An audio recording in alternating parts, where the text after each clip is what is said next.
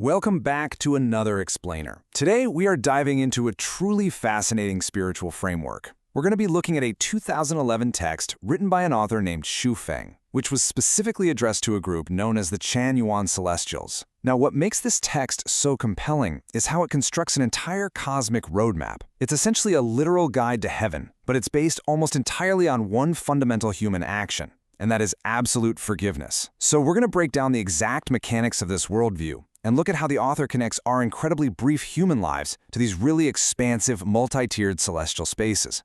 Okay, let's jump right in. Instead of starting off with a bunch of complex, hard-to-grasp cosmology, the text actually grounds us right away with a really poetic observation. It says, "The fungus plant of a morning knows not the alternation of day and night. The cicada knows not the alternation of spring and autumn." Just like the morning fungus, or that short-lived cicada, we humans are largely unaware of the sheer vastness of time and space around us. The author uses this beautiful imagery from the natural world to really hammer home the brevity of human life. It sets the stage for everything that follows by making us acutely aware of our own super-limited time frame.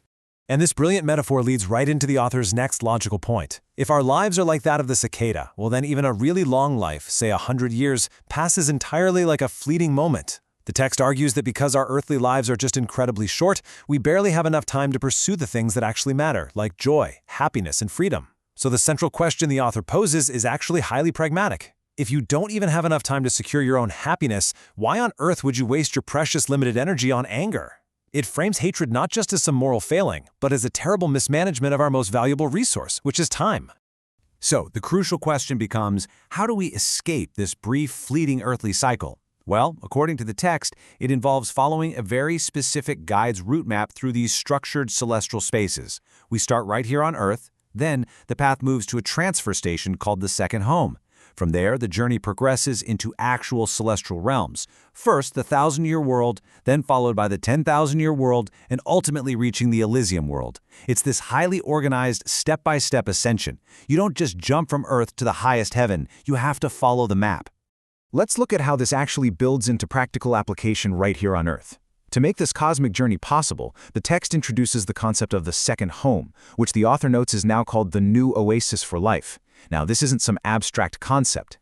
It is a physical transfer station from Earth to heaven. It basically functions as an earthly testing ground. The whole idea is that everything in this second home is actively copied and practiced according to the life and conditions found in that next level up, the 1,000-year world. By living there for a long time, the Chinyan Celestials can actually experience a glimpse of heavenly life and, smell the beauty of heaven while still being physically grounded. But, and this is a massive catch, there is a strict rule for advancing past that earthly transfer station. It's a simple, unbending law. Hatred cannot enter heaven. The author Xu Feng writes from a really bold perspective here, actually claiming to originate from that lowest space of heaven, the 1,000-year world, and from that verified experience, the author states unequivocally that these higher spaces contain absolutely no hatred. None. They are environments consisting solely of happiness, joy, and freedom. Therefore, it's a strict, undeniable law of this cosmology. Anyone carrying hatred is barred from entry. You literally cannot physically or spiritually enter those higher realms if you're holding on to any resentment. And because of that incredibly strict rule, we arrive at the absolute core of this explainer. To successfully navigate this cosmic map and open those doors of heaven, the text establishes a rigid toll. You must forgive others. This is clearly labeled as the absolute minimum requirement. And honestly, the author's reasoning here is profoundly empathetic. The text acknowledges that, look, nobody is perfect. We aren't perfect, and the people around us aren't perfect. Because of that, in a lifetime, it's completely unavoidable that we are going to hurt others and be hurt by them. The key to moving forward is to think from the other person's perspective, feel for them, and treat them with sincerity. If you meet this bare minimum requirement of sincere forgiveness, the heavenly doors swing open. The text also breaks down the practical, everyday mechanics of this choice pretty heavily. It draws a super sharp contrast between the heavy, energetic costs of holding grudges versus the profound benefits of letting them go. Fussing over people's imperfections and taking revenge, well, that might satisfy your vanity in the short term, but it actively consumes your precious energy and time. It literally offers zero value to the sublimation of your life. On the flip side, the author challenges the reader to try genuine forgiveness. If you forgive from deep within your heart, your mind is literally brightened up. You gain clarity, the road forward becomes broader, and you secure a much more beautiful future. It's presented as a highly practical energy exchange. Which brings us to a rather unconventional piece of advice from the text: do not try to be a hero. Usually when we think of heroism, we associate it with righting wrongs, right? Maybe even through vengeance. But Xu warns against seeking revenge just to play the hero. In this specific spiritual framework, seeking retribution is framed as a fundamentally narrow-minded and mean trait. Doing so damages what the text calls your life quality, and it actively stunts your spiritual growth. Plus, there are immediate social consequences. Acting out of revenge makes the people around you look down on you, and it makes it impossible to get along well with your broader community. True strength, the text implies, lies in the quiet act of letting go, not in loud acts of retaliation. Okay, but what if complete, warm forgiveness just feels impossible? The author recognizes our very real human limitations, and this part brilliantly illustrates the pragmatism of the text. The baseline offered is simple. If you cannot love your enemy, at least do not hate them. The author isn't demanding immediate perfect affection for someone who has deeply wronged you. Instead, we're given a phased approach.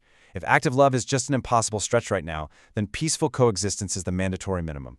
If you can't get along well with your enemy, at least ensure there's no fighting. It's a remarkably grounded concession that still strictly adheres to that core rule. Hatred absolutely must be neutralized, even if it just results in total neutrality rather than love.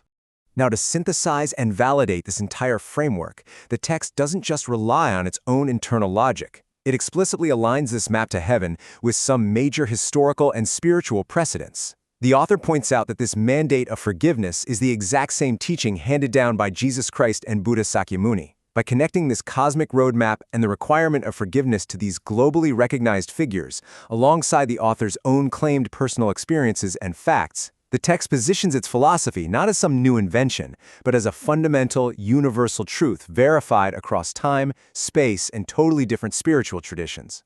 So, as we wrap up this explainer, let's just take a second to reflect on where we started. We compared our lives to the short-lived morning fungus and the fleeting cicada. We mapped out a literal journey to higher worlds of freedom, realizing that the only toll required to travel this path is letting go of resentment. So as we reflect on this intricate spiritual worldview and really ground ourselves in the fleeting nature of our existence, we're left to ponder one absolutely crucial question. If our time here is truly just a brief, fleeting moment, who are you still wasting your energy hating? Think about that as you go about your day. Thanks so much for joining me on this explainer, and keep exploring.